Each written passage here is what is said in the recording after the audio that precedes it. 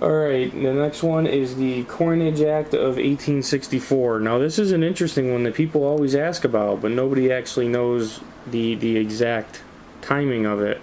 Is what this act was, is it changed the composition of the 1 cent again. So it changed it from this copper nickel alloy that the Flying Eagle and the old Indians were, to a bronze composition, which this is a 2 cent piece, but this is the bronze composition it would have been changed to.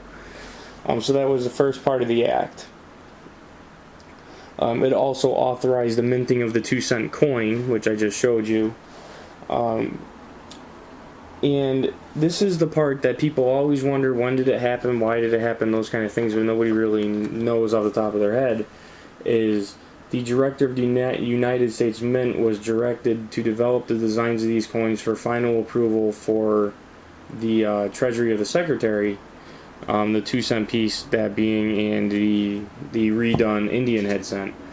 But as a result of this law, they made it that you had to have the phrase "In God We Trust" first appeared on the coin, and it was this 2 cent piece, and it was passed by Congress on April 22nd, 1864.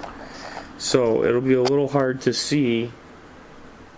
Mostly because this is a very worn piece too, so you won't see it.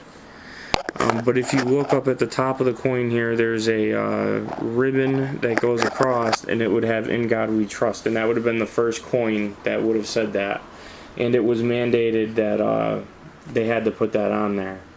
And another act of Congress was passed on March 3rd of 1865 that allowed the mint director, with the Secretary's approval, to place the phrase on all gold and silver coins. He could put "In God We Trust." And also in 1956, so a little over 100 years later, it officially overtook "E Pluribus Unum" as the national motto. So there's not a ton about that. It was just changing the smaller denomination coins again. So they changed the 1 cent to a bronze. They authorized the minting of a 2 cent piece. And they